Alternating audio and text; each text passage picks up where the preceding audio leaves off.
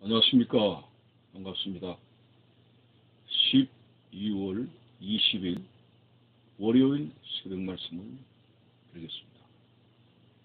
본문 말씀은 마태복음 20장 27절에서 28절입니다.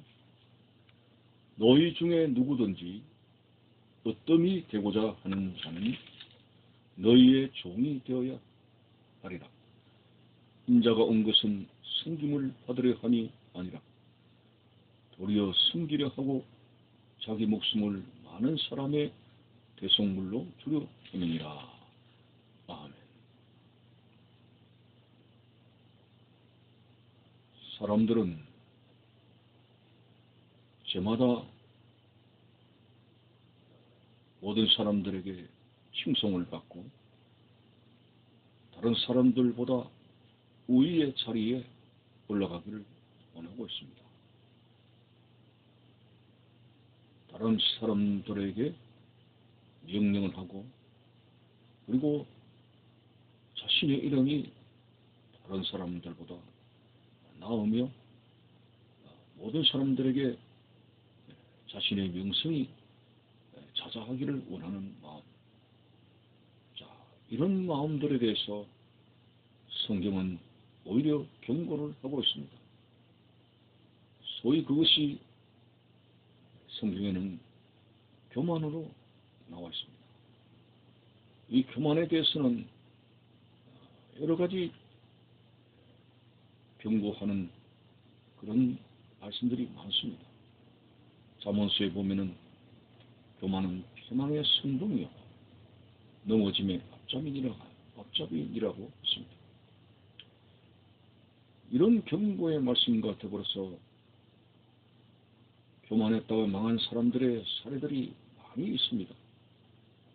그렇지만은 이상하게도 사람들은 하나님이 그렇게 싫어하는 그런 교만한 늪에 많이 빠지게 된 것입니다.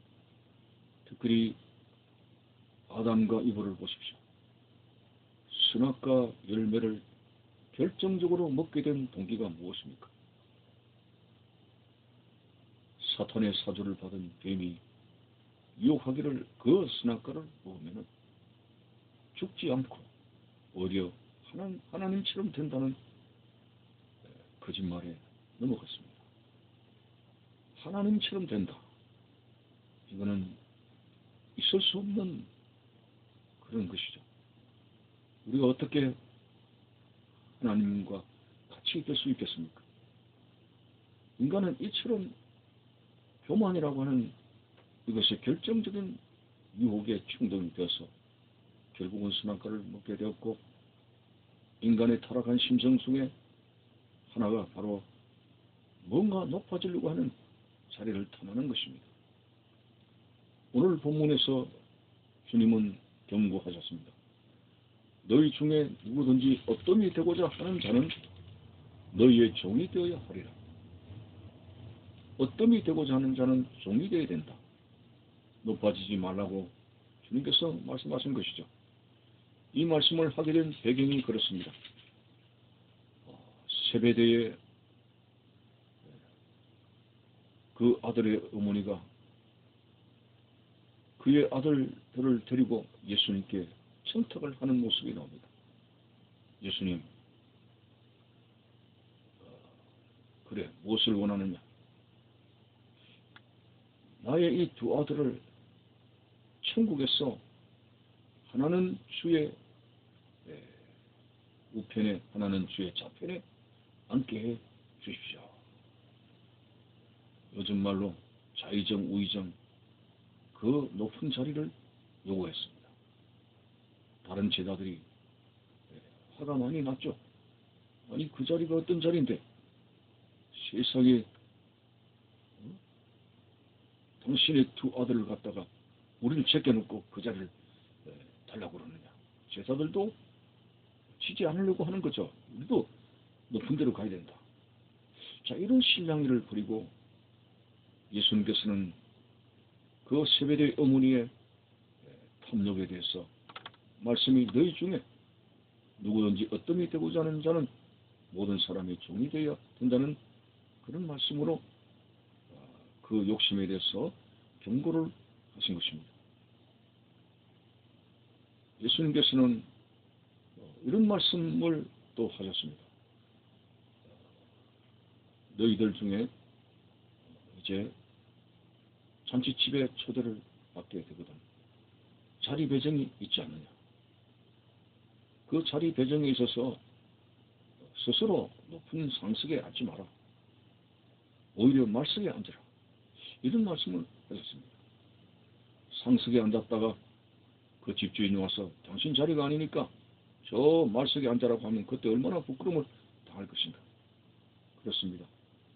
높은 자리를 탐하다가 우리의 마음이 교만으로 가다가 그 마음은 결코 하나님 인정하지 아니하시고 그 삶 자체도 하나님이 인정하지 아니하시기 때문에 결국은 우리의 높은 마음에서 추락을 해서 낮은 자리로 떨어진다는 말씀을 하고 있습니다.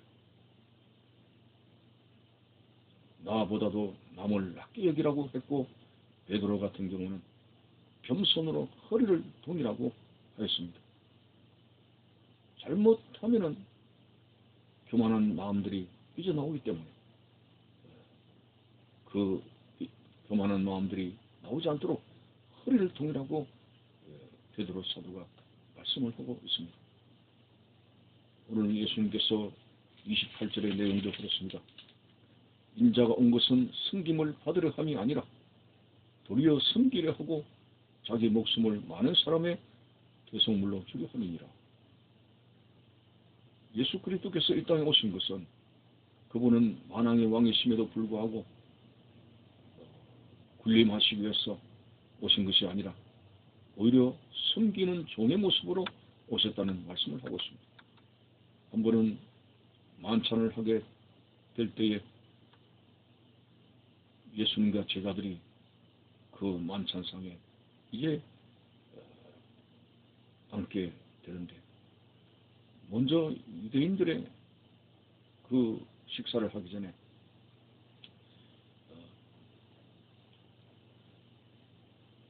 그들이 다니면서 참 먼지가 앉은 그 발 냄새가 상당했습니다. 그래서 옛날 우리가 생각하면은 어릴 때는 이 땅바닥이 아스콘으로 입혀지지 않았고 전부 흙이었습니다. 그래서 슬리퍼 같은 것을 신고 오래도록 다니면 흙먼지로 발이 더럽혀지고 특별히 여름 같은 경우에는 방에 들어오면 발냄새가 장난이 아니죠. 자, 유대인들의 그 땅에 어떤 지형적인 것이 그렇습니다. 그래서 집안에 들어오면 발냄새가 광동을 하기 때문에 먼저 식사를 하기 전에 발을 씻어야 하는 것입니다. 그런데 제자들 중에는 누가 내 발을 씻겨줄 것인가 라고 섬김을 받으려고 하는 마음들로 전부 다 그렇게 가득 차 있었습니다. 누구 한 사람도 나서서 발을 씻어주려고 하는 사람이 없었습니다.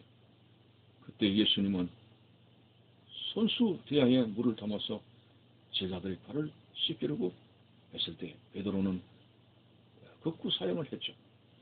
자, 예수님께서 제자들의 발들을 일일이 씻어주시면서 드디어 이제 교훈의 말씀을 했습니다. 내가 주와 선생이 되어서 너희 발을 씻겼으니까 너희들도 서로 발을 씻기는 것이 합당하니라.